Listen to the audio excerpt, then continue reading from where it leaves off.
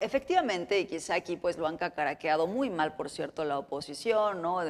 Ahí tratando de decir que pues la había plantado. Pues de hecho yo creo que no era a nivel mundial el encuentro más esperado. El más esperado era con Zelensky, porque lo que se iba a estar tratando en el G7 también era el tema de la paz.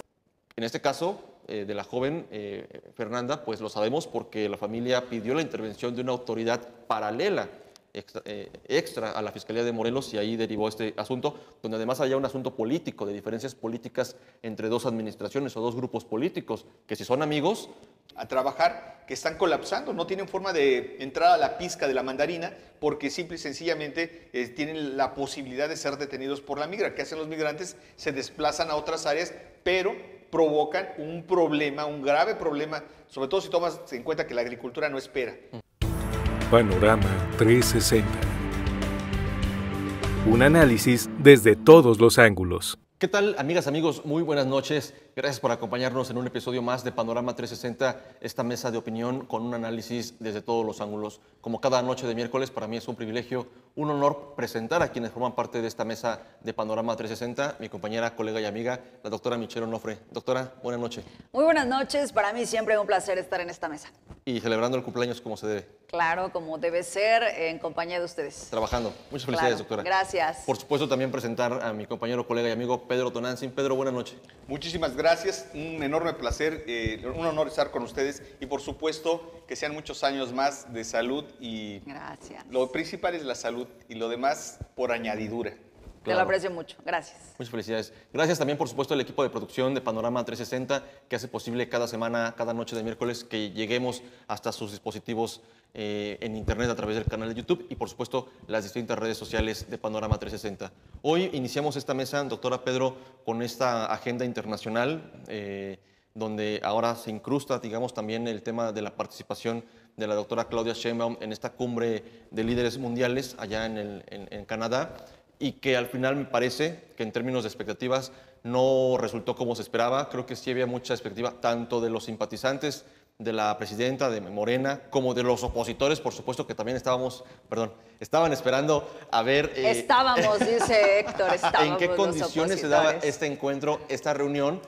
Digo, y lo decíamos fuera del aire, doctora, porque conocemos el trato que da Donald Trump y en este conflicto internacional de migración económico y político, por supuesto, que hay entre México y Estados Unidos, o entre Estados Unidos y el mundo, del cual también forma parte México, pues había muchas expectativas sobre qué se iba a decir en este aspecto. Y al final, pues la oposición, luego de que se suspendiera, se pospusiera, se cancelara este encuentro, pues no dejaron de hacer leña o intentar hacer leña diciendo que pues Donald Trump había plantado a la presidenta. Claudia Sheinbaum, por supuesto, restándole mérito, restándole importancia a la presidenta frente a Donald Trump en medio de este conflicto. Sin embargo, hubo otras cosas en esta participación. A toda de la México. agenda internacional que tenía, porque no solamente se trató de México, se trató de una agenda internacional que interrumpió abruptamente. Pero que además, y ya con esto cierro la presentación de este tema, se da esta salida de Donald Trump con un anuncio llamando a desalojar una ciudad en medio de un conflicto armado entre Irán y Israel, y bueno, que ese fue el argumento, lo que por supuesto además a nivel internacional generó mucha también expectativas sobre por qué estaba saliendo de esta forma el presidente Donald Trump de esta cumbre, doctora. Creo que fue algo interesante lo que se planteó en este G7, ¿no? Porque pues es volver a ver a los líderes, los principales líderes, que en este caso la primera cosa que quisiera resaltar es que invitan a Claudia Sheinbaum, porque México pues no forma parte del G7. Correcto. De ahí también creo que fue interesante la posibilidad de platicar con Donald Trump. Efectivamente, y quizá aquí pues lo han cacaraqueado muy mal, por cierto, la oposición, ¿no? Ahí tratando de decir que pues la había plantado. Pues de hecho yo creo que no era a nivel mundial el encuentro más esperado. El más esperado era con Zelensky, porque lo que se iba a estar tratando en el G7 también era el tema de la paz, de la ocupación que mantiene Rusia sobre Ucrania. O sea, ese era el foco. Sin embargo, no estaba de acuerdo a la agenda que ha manejado el mismo Donald Trump. Si nosotros leemos un poco el comportamiento que va teniendo Donald Trump, sí es muy hacia lo que pasa al interior, ¿no? Le importa lo que pasa en los Estados Unidos. Unidos, cómo se mueve la política en los Estados Unidos, no así de pronto como ocurre en otras partes del mundo. Entonces quizá no estaba tan cómodo de pronto en la agenda que se iba a estar manejando en esta reunión. Efectivamente no llega la reunión con la presidenta Claudia Sheinbaum y a mí me parece que pues no está mal, la verdad, que no se hayan reunido. Creo que todos estábamos como con la expectativa de qué va a pasar, sobre todo después de haber visto que con otros líderes pues ha sido humillante. Con el mismo Justin Trudeau hace muchos años, ¿no? Justo en una de las cumbres del G7 también se fue Donald Trump. No es la primera vez que abandona una cumbre de estas. Se fue pues lanzando ofensas a Trudeau en aquel momento. Entonces, dada esta circunstancia, la verdad es que no creo que pudiéramos esperar que iba a ser un encuentro terso. Ahora, también por otra parte está la expectativa de que tal y como ocurrió en su momento con el expresidente Andrés Manuel López Obrador, pues pueda avanzarse en alguna conversación. Pero era prácticamente una hora que seguramente pues no alcanzaría de pronto para hacer los planteamientos de los temas importantes que hay en el país, ¿no? Sobre todo con la tensión, porque ojo, veníamos con la tensión la semana pasada de lo que había dicho la titular de seguridad en los Estados Unidos, ¿no? Condenando a la presidenta Claudia Sheinbaum. O sea, había una rispidez en los últimos días. Hoy el foco ya no está en el tema de migrantes. Hoy el foco, pues como bien lo comentas, Héctor, se ha trasladado por el conflicto que se tiene, este conflicto bélico, después de los ataques que ha lanzado Israel sobre Irán y pues que eso enciende, por supuesto, las alertas, ¿no? Vamos a ver, porque me parece que lo más interesante de esto es, se regresó a Washington, pero ¿qué pasa ahora, no? ¿Qué viene en términos, pues, de este conflicto que ha surgido, pensando que pues también puede haber alguna posibilidad en algún momento de que Irán pudiera desarrollar armamento nuclear, ¿no? Y entonces estar ocupando la palabra nuclear, me parece que es lo que hoy está tomando el foco a nivel internacional. Coincido, doctora, en que la agenda se fue para aquel lado y sobre todo con la salida de Donald Trump de esta cumbre, que generó todavía más expectativas sobre qué es lo que estaba pasando o lo que iba a pasar minutos después o horas después en aquella región del planeta. Pero sobre la reunión, Pedro, coincides en que es sano, no sé si para México como nación, como país, como Estado, o sano para la propia presidenta el no haberse encontrado con Donald Trump? No, yo creo que al contrario, hay muchos temas pendientes, sobre todo... Pero como dice la doctora, era una hora. Bueno, es importante la reunión. Yo creo que en la diplomacia nunca está de sobra y la solución de ciertos conflictos, sobre todo lo más preocupante en este momento es el acceso a la salud de los migrantes, porque se ha cerrado prácticamente la posibilidad de que puedan acudir a un médico y recibir atención médica. Eso es muy grave, lo que está ocurriendo en los Estados Unidos. Y también los niños que tenían acceso a la educación y que hoy se les ha cerrado prácticamente la posibilidad de continuar, pues, en la escuela. Poder ir a acudir a la escuela. Yo creo que eran asuntos relacionados con un tema humanitario los que se iban a tratar por parte de la presidenta. Sabemos cuál ha sido la postura en los últimos días del presidente Donald Trump, pero también entiendo que al lanzar o al establecerse un ataque de esa magnitud, como se ha estado esperando en las últimas horas, no diría días, sino en las últimas horas, en lo que está ocurriendo en el Medio Oriente y cómo se ha ido tensando poco a poco la situación, yo creo que también hay protocolos de seguridad en los que el presidente no puede estar fuera o tan lejos de los refugios, de los búnker que tienen, pues, para que él pueda protegerse. No lo justifico, me parece que efectivamente ha habido una desatención en la política internacional por parte de los Estados Unidos y yo creo que lo que está ocurriendo en el Medio Oriente no es más que la prueba de que hay muchas acciones desatinadas. A mí me preocupa mucho y creo que hay muchos analistas, sobre todo gente de Europa, que está pues advirtiendo lo mismo que vimos y que nos parecía gracioso de Hitler. Digo, me parece un tono un poco muy exagerado, pero yo creo que es momento de que empecemos a ver que la conducta del presidente Donald Trump está pasando por primero empujar a un conflicto en Ucrania contra Rusia, en el que lejos de interceder para dirimir, destensar la situación, pues la fomenta. Colocó igual tensión. Que con Irán. Y lo que está pasando hoy en el Medio Oriente, pues también está lejos de ayudar o contribuir a que haya un respeto o por lo menos cesen las hostilidades bélicas en estas naciones, pues lo que ha hecho es contribuir a que se incremente el nivel de violencia que se ha llevado desde hace varios meses en esta región. Pero no te disculpes, Pedro, o sea, realmente sí estamos hablando de absolutas ideas fascistas, o sea, sí está ocurriendo y creo que al contrario, sí nos tiene que generar mucha preocupación, ¿no? Y sí tendríamos que hacer este símil con lo que pasó con Hitler, la Segunda Guerra Mundial y demás, sobre todo porque estamos hablando también de este tipo de conflictos. Pensar en Teherán, ¿no? Con sus 9 millones de personas y 90 millones en el país, ¿no? En Irán, pues justo nos tiene que llamar pues a la reflexión de cómo se está dirimiendo este tipo de conflictos y quiénes tendrían que ser, porque al hacerse un lado Estados Unidos y tomar partido de pronto como ocurrió con Rusia, ¿no? Porque Rusia pues desde hace 10 años no lo invitan al G7 justo por los problemas que ha venido acarreando en diferentes regiones, pero lo que estamos viendo también es que hoy sí empieza a haber como ese darle helado a los mismos rusos en lugar de interceder para que el asunto ya se destrabe y pueda entonces haber paz en Ucrania, ¿no? Ahora, esto sería exactamente en el mismo sentido porque Israel pues viene el conflicto con Gaza, ¿no? Entonces tampoco en ese sentido vimos que siendo los principales liderazgos en el mundo, como ocurre con los Estados Unidos, pues estuviera haciendo un llamado mucho más enérgico hacia los temas de paz. De hecho llegó y prácticamente en esta primera reunión que se tuvo, ¿no? En el G7 empezó a defender a Rusia, ¿no? Y a decir es que pues son demasiadas sanciones, ¿cómo es posible? No, es que tienen que seguir las sanciones porque pues al final el conflicto permanece y hay mucha gente que pues está sufriendo en estos países, ¿no? El no mantenernos indolentes, porque podemos hablar, no, es que el conflicto, es que qué va a pasar.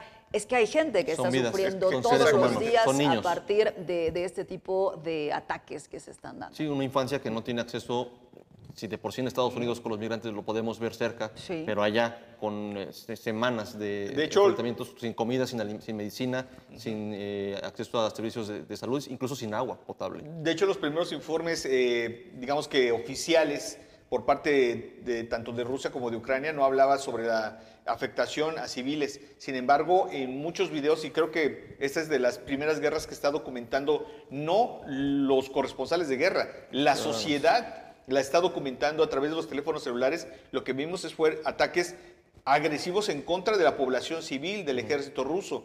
Y lo mismo estamos viendo hoy en estos bombardeos, donde, bueno, pues los TikTokers están difundiendo todas estas imágenes de lo que ocurre en realidad en las calles, en las casas, cuando se escucha la sirena de los bombardeos. Yo creo que es algo que nos tiene que llamar, y yo creo que esta cumbre del G7 ante este panorama internacional no debió haber sido citada justamente para temas económicos, sino más bien para los temas de paz que urgen apaciguar en el mundo. El tema de aterrizando nuevamente hacia nuestro país y la frontera con Estados Unidos, y cuando hacía esta comparación con Hitler, me parece que toma sentido, decía la doctora, porque inicialmente parte, tú lo decías, Pedro, por un tema de color de la piel, es decir, por un tema de origen racial.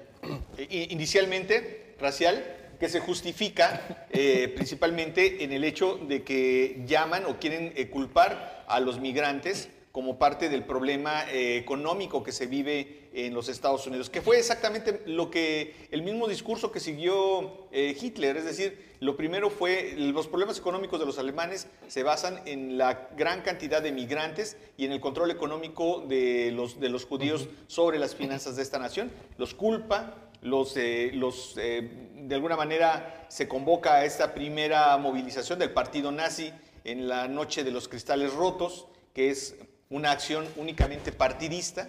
Ya lo hemos visto también, aquí hay expresiones en los Estados Unidos donde los seguidores de Donald Trump han salido a las calles también prácticamente a despreciar a todos los migrantes latinos y de todas las nacionalidades que llegan a los Estados Unidos, pero están culpando a los migrantes justamente de ese tema. Y hay un componente muy idéntico entre lo que se decía hace más de 70 años, no recuerdo exactamente ahorita la fecha, pero de lo que se promovía en el discurso de odio por parte de Hitler en aquel momento y lo que está ocurriendo pues hoy con este tema de la migración en los Estados Unidos.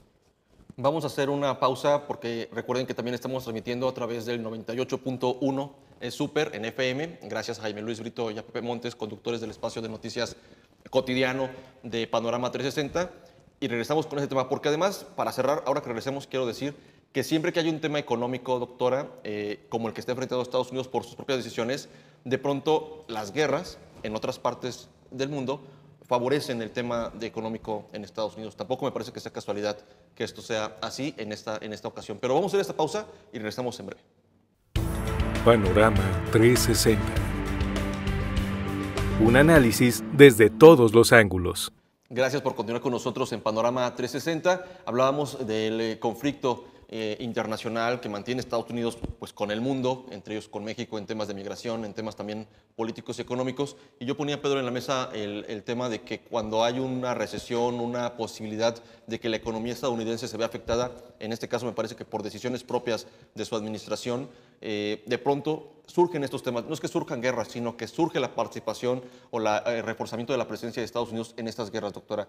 ¿Coincide con eso que es una especie de dinámica económica el uso de la guerra para evitar mayores daños económicos en un país? Bueno, ahorita justo ya estamos viendo algunos problemas, ¿no? De por sí que el dólar ha venido con algunos problemas, pero pues sobre todo por el tema del petróleo, ¿no? Estamos hablando de la tercera mayor reserva del mundo, que la tiene precisamente Irán, entonces seguro que pues habrá muchos otros componentes. Y me iré incluso también, Héctor, a lo que pasó el mismo fin de semana, ahí sí muy sobre el tema de las personas migrantes, ¿no? De nuestros connacionales, porque pues hubo movilizaciones importantes, ¿no? De esas movilizaciones que de repente pues empezaron a causar conflicto de si se había incitado o no, que no fue así por parte de la presidenta, pero que sí te dicen que desde las personas que habitan en nuestro país vecino, pues están diciendo un no a este tipo de liderazgos autoritarios, el no kings, ¿no? que así terminan titulándola, pues es muy importante.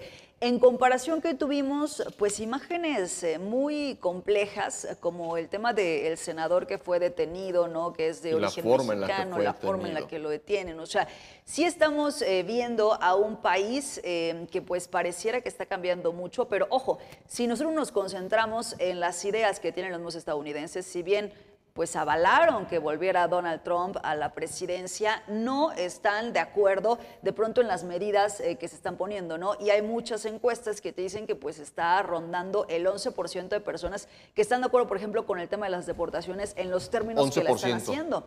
Sí, en los términos violentos, ¿no? En cómo se está observando la separación de las familias, todas esas cosas tan trágicas para las familias que estamos viendo. Yo creo que sí logró permear el discurso de la derecha en las elecciones y que la mayor parte de la gente dijo, sí, el problema son los migrantes, pero lo que no habían reflexionado, y yo creo que es lo que hoy provoca ese descontento por parte de la mayoría de la población de Estados Unidos, son los efectos que está teniendo sacar de las áreas de trabajo justamente a la fuerza migrante. Claro. Eso es lo que hoy yo creo que les está impactando y lo que están rechazando. Estamos viendo que después de estos operativos que hubo en las tierras de cultivo cercanas a Los Ángeles, que los migrantes dejaron de ir a trabajar, que están colapsando, no tienen forma de entrar a la pizca de la mandarina porque simple y sencillamente tienen la posibilidad de ser detenidos por la migra. ¿Qué hacen los migrantes? Se desplazan a otras áreas, pero provocan un problema, un grave problema, sobre todo si tomas en cuenta que la agricultura no espera. La agricultura no dice, voy a dejar de madurar para permitir en lo que viene la mano de obra. En lo que la migra deja de hacer sus operativos, pues ya empiezo a madurar. Pues no, ahí el árbol empezó a madurar su fruta y la fruta se está pudriendo prácticamente en las huertas de mandarina en Baja California. Es claro que nos necesitan, pero que nos aborrecen también, ¿no? Entonces, eso es lo que se tiene que trabajar mucho en los Estados Unidos, pero el presidente pues ya está muy claro, ¿no? Fíjate que de lo que tú decías al principio del encuentro con Claudia Sheinbaum, definitivamente en algún momento se va a tener que dar. Quizá no era el peor escenario que hubiera ocurrido en Canadá, porque pues el siguiente escenario probablemente sea en los Estados Unidos, en el terreno del presidente Trump y en los términos que pues hemos conocido en esos lamentables escenarios que pues ha tenido, como ocurrió con el presidente Zelensky, ¿no? Pero pues sí, efectivamente en algún momento se tendrá que dar. Ahora, hay quienes también apuntan a que la comunicación no tiene que que ser únicamente de Palacio Nacional hacia la Casa Blanca, ¿no? Sino que se tendría que ir abriendo, sobre todo también pensando en que hay muchos actores políticos en este momento, sobre todo de los estados, que son estados demócratas, como ocurre con California, y que entonces, pues esa tiene que ser también otra ventana, ¿no? Otra área de posibilidades para ir explorando, porque pues el tema de cómo se están haciendo este tipo de redadas no parece ser pues muy republicana, que es de lo que se jacta precisamente Estados Unidos. Claro, esa es la agenda internacional, parte de la agenda internacional que también bueno, formamos parte como país en este mundo globalizado, seguramente seguirá. Está la expectativa de un encuentro entre la presidenta Claudia Sheinbaum y el presidente Donald Trump.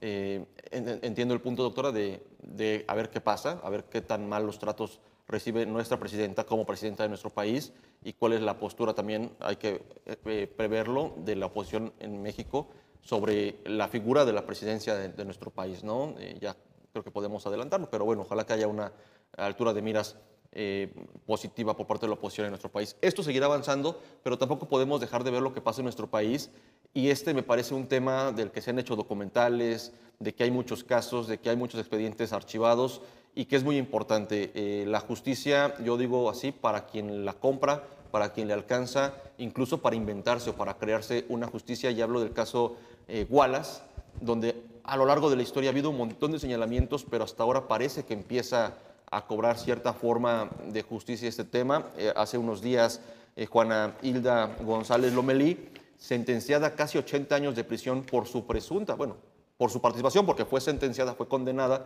por su participación en el secuestro y homicidio de Hugo Alberto Wallace, pues resulta que como un hecho antes de desintegrarse como la conocemos, pues la Suprema Corte de Justicia emitió un fallo donde ordenaron la inmediata liberación de esta mujer tras permanecer casi 20 años encerrada en un penal de alta seguridad, lo cual, por supuesto, debe ser una situación terrible.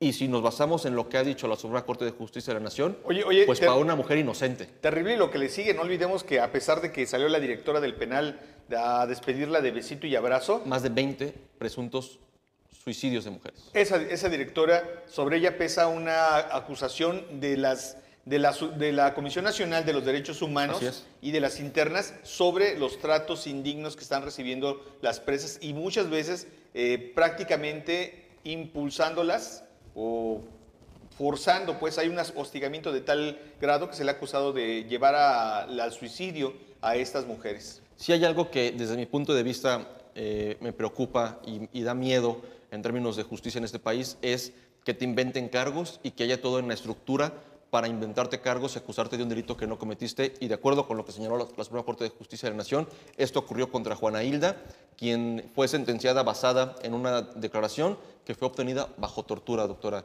Y a mí me sorprende, uno, el momento en el que se da esto, ya con una corte a punto de cambiar, de desaparecer como la conocemos, y que ocurra casi 20 años después de un encierro en una prisión de máxima seguridad, doctora.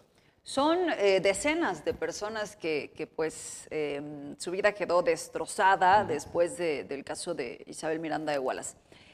Yo comentaba aquí hace 15 días que pues uno de los temas paradigmáticos para la Corte tenía que ser precisamente la discusión sobre el caso Wallace, ¿no? Y afortunadamente antes de que cambien los ministros, antes de que se haga una sola sala, pues fue definido, ¿no? Este asunto, que pues además para que fuera traído hacia la Corte tiene que haber interés por parte de los ministros, así ocurrió pues dada ya la situación, pero pues definitivamente estamos hablando de más de 2 décadas después, ¿no? Terrible. El periodista Ricardo Rafael me parece que hace un excelente trabajo en el libro Fabricación, ¿no? Estamos hablando de muchos años de investigación y me voy a identificar un poquito en lo primero que narra de pues cómo pasas de una admiración de lo que representó una persona activista, una persona que funda pues una asociación, ¿no? Que empieza a poner que el visibiliza. tema. Exacto, que empieza a poner el tema sobre la mesa de lo que pasaba con los secuestros, ¿no? Si nos recorremos allá, pues por el 2004, si no mal recuerdo, ¿no? Cuando hay marchas incluso, ¿no? Muy voluminosas, porque pues teníamos casos que habían simbrado al país, ¿no? El caso de el hijo Alejandro Martí, el caso de la hija de Nelson Vargas, y después pues pensar también por supuesto en que estamos hablando de una mujer que salió, que enfrentó a los secuestradores de su hijo, que le tocó pues ir a hacer toda una indagatoria, ¿no? O sea, un activismo que pues me parece que hoy lo más afectado en nuestro país es eso, es la legitimidad del activismo que afortunadamente pues surge a partir de casos muy terribles, pero que hay muchas mujeres que pues justo logran ir rompiendo estas barreras de injusticia. Desafortunadamente pues aquí estamos hablando de una persona que se valió de haber sido pues una figura relevante en 2 sexenios distintos, como ocurrió con el de Felipe Calderón y posteriormente con el de Enrique Peña Nieto, de una persona sumamente cercana a Enrique Peña Nieto y que pues todo el aparato de justicia operó en su favor, ¿no? Que cosa tras cosa tú no te puedes explicar y fíjate, ¿no? Yo creo que también algo que tiene que quedar muy claro para la justicia, cómo es que hay 60,000 copias 60,000 hojas de este expediente que afortunadamente se resumen en el libro de Ricardo Rafael, ¿no? Pero justo, o sea, lo complicado que es leer los expedientes para que tú puedas ir descifrando de qué se trata el caso. Él dice haberlo leído absolutamente todo y el caso, pues, según lo que podemos entender a partir de este resumen, es que se habría caído desde el principio, ¿no? Porque, pues, para empezar, pues nunca hubo cuerpo. Porque pues hay testigos, ¿no?, que se tienen de que el hijo de la señora Isabel Miranda de Wallace pues no se murió, ¿no? Que el hijo tuvo contacto con su ex esposa que estaba en los Estados Unidos, que el hijo siguió gastando, vaya, que no se murió. Y entonces pues eso nos tiene que confrontar en cómo es posible que nuestro sistema judicial y que las procuradurías durante todos estos años no hubieran tirado el caso, ¿no? Cuando hubo tortura, y fíjese, tortura pues se escucha como muy general, quién sabe a qué nos referimos con tortura, no hubo violaciones sexuales, hubo casos realmente muy, muy complicados para las personas que pues hoy afortunadamente empiezan a tener una luz de justicia, pero que su vida pues ha quedado destrozada, ¿no? Imagínate, pues en qué términos sales después de haber estado más de 20 años en prisión, ¿no? En cómo sales de salud, cómo sales con tu familia, o sea, les cambió la vida, pero ojo, no es el único caso, porque también nos tendríamos que remontar que existe todavía el caso de Florence Cassé. Se va a la francesa, a ella se le deja en libertad, pero todavía de ese mismo caso pues hay personas que siguen sin tener una sentencia cuando pues han pasado tantos años y pues cuando también se acreditan muchos problemas con respecto a tortura, montajes y demás en tiempos de Genaro García Luna. Pero que además este caso o esta resolución, que es un antecedente para el resto de las personas que están bajo proceso, detenidas, sentenciadas por lo mismo, que también podría alcanzar a afectar esas otras resoluciones, ocurre una vez que ya Isabel Miranda de Wallace ya no tiene la capacidad, obviamente, de cabildear como lo hacía. Llama la atención, doctora, coincido con este punto de vista, de cómo una mujer activista, porque así inició, no sé exactamente en qué momento cambia su decisión, pero de pronto su opinión servía para validar o descalificar gobiernos. Y ella contaba, o sea, ella tenía cifras de secuestro y justo pues implicaba mucho el que alto el secuestro saliera con una cifra diferenciada de lo que podían tener los gobiernos estatales. Y como de pronto, en medio de una crisis de secuestro en Morelos, escuchas una voz de un activista decir, no, es que el gobierno de Graco Ramírez va muy bien. Dices, esto no viene de una voz de una mujer activista que perdió un hijo y que luchó. Hubo muchos señalamientos, efectivamente, nunca se les hizo caso más que allá de lo mediático o algunos autores columnistas que retomaban estas informaciones sobre abusos, pero no está tan lejos, doctora. En México, en Morelos, perdónenme, tenemos el caso del joven que fue detenido en Huitzilac, señalado por parte de la Fiscalía de Uriel Carmona de haber participado en el homicidio de los jóvenes del Instituto Nacional de Salud Pública, y que él en una audiencia tuvo el valor de mostrarle a la jueza sus heridas para decirle, lo que están diciendo que dije, lo dije porque me acaban de golpear, lo que generó una denuncia, una investigación por el caso de tortura. Sí. No es el único caso, quiero decir, que pareciera muy lejano de una justicia, del viejo sistema de justicia penal en nuestro... No, es un tema, me parece que muy adherido a la forma en la que se investiga en este país por parte de las fiscalías. Y hablando de venta de justicia, por un lado, la creación de culpables a través de tortura, como el caso, no recuerdo el apodo del Diablo, aquí en Morelos, pero también como desde la Fiscalía basta una declaración mediática como la que hizo Uriel Carmona para deslindar a presuntos asesinos, feminicidas, como en el caso de la joven que encontraron en la carretera La Pera-Cuautla, allí en Tepoztlán, donde también desde un aparato de poder, único facultado para investigar, único facultado para tener un cuerpo en una mesa en la que se le pueda hacer un peritaje, dice que una joven que murió por producto de una golpiza, diga de manera oficial que murió por una broncoaspiración. Así como fabrica este sistema, doctora, de delincuentes, los sentencian a 80 años y pasan 20 años en prisión por una declaración obtenida bajo tortura, pues también hay delincuentes. En este caso, de la joven Fernanda, pues lo sabemos porque la familia pidió la intervención de una autoridad paralela, extra a la Fiscalía de Morelos, y ahí derivó este asunto, donde además había un asunto político, de diferencias políticas entre dos administraciones o dos grupos políticos, que si son amigos, quién sabe si la Fiscalía de la Ciudad de México hubiera dicho no murió por conspiración, murió por un traumatismo craneoencefálico. Esa es nuestra justicia y me parece que es el pendiente e insisto, por eso, por este nivel de corrupción que existe, que si no se hace público por alguna evidencia, algún hilo suelto, quedan allí en el abandono, en cajones. ¿Y cuánta gente, Pedro, doctora, hay en las cárceles de nuestro país sin procesos o señalados como, inventados como culpables con tal de cerrar un caso, de dar carpetazo? A mí en realidad, y por un tema de periodístico en el sexenio de Graco Ramírez, realmente es lo que me puede preocupar como ciudadano y como periodista, que te inventen cargos, que te procesen y te siembren pruebas o paguen para que alguien te señale por algo. Creo que esa es la vulnerabilidad de nuestro sistema de justicia en México.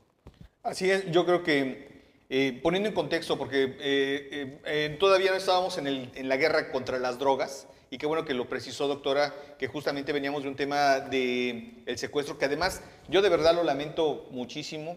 Ya me dijo la doctora que no ofrezca disculpas por algo que yo no hice, pero yo lamento que las cosas que tenemos que estar narrando aquí siempre conducen al estado de Morelos. Alguna vez en el contexto nacional nos decían unos compañeros de la Ciudad de México, de medios nacionales, es que ustedes no se aburren.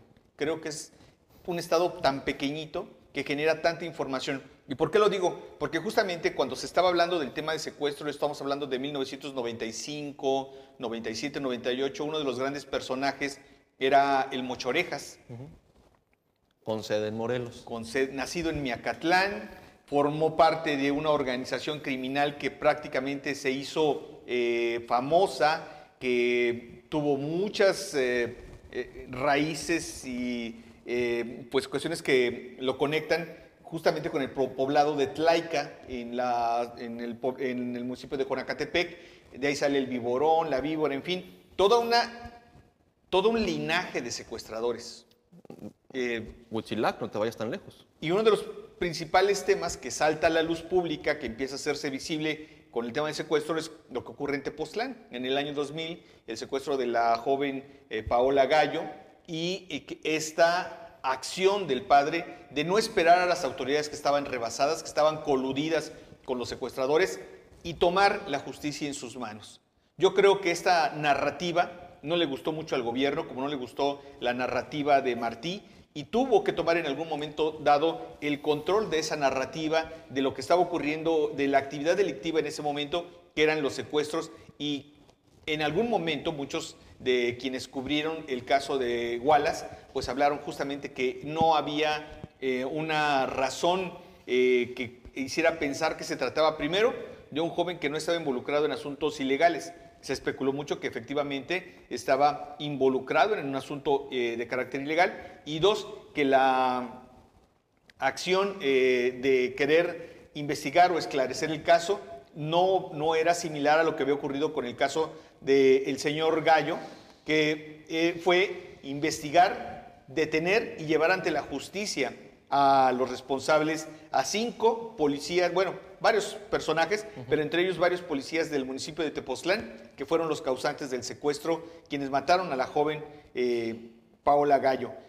Sino que en el caso Wallace, lo que había era la intención era justamente de apoderarse de la narrativa de lo que estaba ocurriendo con los secuestros y convalidar el comportamiento o la política en materia de seguridad en ese momento. Y eso era lo que se cuestionaba, porque todos los indicios desde aquel momento eran sumamente cuestionables. La mayoría de ellos, como se dijo desde un principio, arrancados en tortura, gente que no había pruebas suficientes para acusarlas de un secuestro y por lo tanto, bueno, pues una manipulación del sistema judicial para poner a personas inocentes tras las rejas acusadas de un secuestro del cual se tiene duda si existió o no existió. El homicidio, ¿no? Concretamente. Y hoy, Claro. pues 19 años después, el caso de Hilda es el primer caso que pues desmorona un montaje de lo que se cree que es un montaje con el propósito, también hay que decirlo en aquel momento, apoyado desde el Estado mexicano, para que tener un personaje que apoyara la narrativa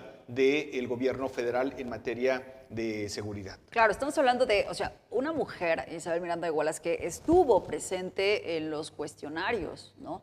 O sea, justo cuando vienen los casos denunciados de tortura, ella estuvo. O sea, qué víctima acudirá de pronto, porque además fueron específicamente, ¿no? Como en este caso que se menciona, en las Islas Marías, ¿no? O sea, cuando ni siquiera, pues, era una persona que tuviera una sentencia. O sea, hay muchos matices que se pusieron sobre este caso. Me parece que el pensar que incluso pudo haber llegado a ser jefa de gobierno con las siglas del PAN, ¿no? O sea, el Premio Nacional de Derechos Humanos, todo cómo se construyó el caso, y que es muy siniestro, por supuesto, que estemos hablando hoy de pues un caso que termina siendo paradigmático en el país. Y fíjate que cuando le preguntan en una de las muchas entrevistas que le han hecho a Ricardo Rafael, si pues ve que ahora, a partir de que va a haber elecciones de juzgadores, esto va a cambiar, dice no. Y hace justo un símil con el caso Wallace, ¿no? O sea, imagínate tú, juzgador, que ahora pues llegas por elección, que tengas a una mujer llorando, por supuesto, por la pérdida de su hijo, construyendo toda esta teoría de lo que haya pasado. ¿Qué va a hacer como juzgador? Entonces, sí va a resultar todo un reto ahora para el mismo sistema de justicia. Ojalá que no tengamos este tipo de casos una vez más. Y sobre todo, este caso se tiene que contar, porque es de verdad una vergüenza de todo lo que ocurrió en el sistema jurídico mexicano. Lo tienen que conocer estudiantes de Derecho, lo tienen que conocer la gente que está en el Poder Judicial. Y bueno, pues es tan siniestro el caso que pues fallece justo cuando se iba a caer todo el asunto. Falleció Isabel Miranda de Wallace, ¿no? Justo para mí ese tema es importante porque pues no hay forma ya se exhibió esta farsa, esta tortura, estas declaraciones, este caso armado, pero lamentablemente, pues salvo los policías que torturaron, ¿no? Salvo las personas que participaron, digamos que el autor intelectual de esta situación o de quien fue testigo y permitió y avaló estos casos de tortura o estas declaraciones bajo tortura, pues ya no puede ser llevada ante la ley, que para mí sería una forma de cerrar el caso, si es que se puede cerrar, pues que quien participó sea sancionada, ¿no? Obviamente esto no puede ocurrir porque ya Isabel Miranda de Wallace pues partió de este planeta con esta deuda pendiente y no pudo ver efectivamente cómo se empezaba a desmoronar toda esta farsa. Pero, insisto, para mí es una de las cosas más graves y que dan más miedo en este país, la justicia entendida o aplicada de esta forma. Y vamos a la agenda local. Solamente muy rápido, hay más involucrados. Es el primer caso que ya queda prácticamente en plena libertad. En plena libertad, pero hay, entiendo, cuatro personas más o 5 personas más involucradas en este caso, de las cuales ya... Y hay gente refugiada en otros países, ¿sí? O sea, es sí, amplísimo. Y todos ellos ya tienen interpuestos amparos que seguramente van a correr la misma ruta, claro, que ya fue resuelto por la Suprema Corte de Justicia de la Nación. 20 años, la mitad de una vida joven bajo las rejas y en estas condiciones que narraba Pedro en este penal, que además es también señalado y caracterizado por presuntos abusos. En la agenda local, todavía tenemos tiempo de hablar de este tema, hay un asunto, un planteamiento que tiene que ver con la desaparición de al menos 2 organismos. Uno obedece a un tema nacional, que es la extinción del INAI, y en consecuencia también la extinción del órgano local de transparencia entre comillas, el IMIPE, que yo lo califico, y así lo he dicho y lo digo ahora en esta mesa, hace tiempo se convirtió de ser un verdadero y modelo órgano de transparencia cuando fue creado hace varios años, que realmente funcionaba para obtener transparencia, obtener datos públicos a los ciudadanos y a los periodistas, se transformó de pronto en un órgano que lo único que hacía era entregar reconocimientos. apapachar a los políticos, darles espaldarazos, palmaditas en la espalda, diciendo cumplió al 80%, cumplió al 70%. Y platicaba con Pedro, doctora, que no tengo en la mente casos emblemáticos, o por lo menos que hayan cacaraqueado, que hayan anunciado, de sanciones ejemplares a instituciones públicas que ocultaran información. No tengo un antecedente. Ese es uno, el IMIPE, el órgano de transparencia del Estado de Morelos, que se analiza su desaparición, siguiendo la ruta nacional, y el otro es el Instituto de las Mujeres para el Estado de Morelos. Este órgano, que pues voy a ser yo el que lo diga, aunque también corremos el riesgo de que nos funen, pero que en muchos casos, y doctora se lo pregunto, Pedro, sirve o ha servido como un ente donde la clase política que designa a su titular Desde que nació, utiliza los espacios laborales en este instituto para colocar a personas cercanas a través de una especie de pago por haberle dado el cargo a una titular, pero que también hay información de que colectivos de mujeres se acercan también a ese instituto, digamos, para que les contraten y puedan dar capacitación a organismos públicos y demás. Y bueno, hoy justamente algunas colectivas, de mujeres en el Estado han expresado su oposición a la desaparición de este instituto. ¿Por qué va a desaparecer? Oficialmente, porque la creación de la Secretaría de las Mujeres del Poder Ejecutivo realiza las labores del instituto y por ende es una duplicidad de funciones que daría origen a la desaparición del Instituto de las Mujeres, doctor. Oye, es que yo creo que lo que comentas abriría como la caja de Pandora, porque seguro si nos pusiéramos con lupa a ver todas las instituciones, los órganos autónomos, exacto, seguro nos vamos a encontrar con una cantidad de personas que pues llegan, exacto, ¿no? Yo te contrato aquí en el instituto y tú contratas a mi hermano en tal lugar, ¿no? Así es. Seguro hay muchísimo, pero refiriéndome específicamente a la desaparición del Instituto de las Mujeres y también en el caso del IMIPE, ¿es el modelo nacional? ¿Va a funcionar? No lo sabemos, es realmente muy arriesgado. En el caso del Instituto de Transparencia, yo tampoco creería, Héctor, coincido en que no hay un caso emblemático, ¿no? O sea, ¿qué caso emblemático conocimos a partir del IMIPE? Como sí lo hay, por cierto, en el caso del INAI con la estafa maestra, ¿no? O sea, todo lo que... Exacto, o sea, sí habría algunos casos que se visibilizaron a partir de pues todos estos requerimientos que se hizo. Y también es cierto, de acuerdo con los periodistas de la estafa maestra, ¿no? Nayeli y Roldán, que pues han sido muy críticos en que una vez que llegó el sexenio de Andrés Manuel López Obrador, entonces empezó a negar mucha información. ¿Qué va a pasar? Me parece que tenemos que tener mucho cuidado con los órganos que van a entrar ahora a hacer las funciones que se realizaban desde la autonomía, ¿no? ¿Esto qué quiere decir? Hoy pues sí tenemos una duplicidad, o sea, no podemos tener una Secretaría de las Mujeres y también tener un Instituto de la Mujer. Seguro si hubiéramos pues los datos, ¿no? Realmente pues en este momento seguimos teniendo muchos problemas de violencia hacia las mujeres y al final pues ¿qué es lo que tendría que haber hecho el instituto? Pues trabajar, por supuesto, ¿no? Bajo una estrategia total de ir a las causas, sí de capacitación, pero vaya, no de capacitación que de pronto se quede de una manera muy superficial, sino ir realmente a los lugares, no hacer el pie tierra. Creo que pues habrá que ver cómo queda conformado ya pues en esta secretaría, ¿no? Cuando se asuman las funciones y demás, pero me parece que sí, la voz tendrá que seguir siendo crítica, ¿no? Escuchaba, por ejemplo, ayer Morelos rinde cuentas, que en su momento pues estuvo presionando, por ejemplo, al Instituto de Transparencia, pero que hoy dice, bueno, es que si ya no están, pues, ¿y ahora qué? ¿No? Ahora, ¿cómo va a estar la transparencia si estamos teniendo cada vez pues, una centralización de funciones que fueron importantes y que los ciudadanos pues, tenemos que asumir que también pues, eran derechos que teníamos plenamente reconocidos y que se tenían que garantizar? Y que ya no hay un ente, al menos a nivel nacional, al que podamos acudir a hacerlo. Pedro, he escuchado, ¿tú estás de acuerdo con que desaparezca? Por supuesto, digo, y no es una actitud misógina, sino más bien es una falta de resultados y de eficiencia por parte de un ente, en el caso del Instituto de la Mujer, que no ha respondido a las expectativas, yo no digo de las colectivas, con todo respeto para las colectivas, pero yo creo que no han hecho una evaluación de efectivamente qué efectos tiene la creación de un instituto de esta naturaleza y cuáles deberían de ser sus prioridades. Me parece que la primera tendría que ser la violencia que se está ejerciendo y el seguimiento a estas, ¿denuncias? No, estas, son las alertas de violencia de género que se han emitido en contra de municipios y en concreto a nivel estatal. Ese sería su primer tema de un instituto de esta naturaleza. ¿Quién lo ha cumplido?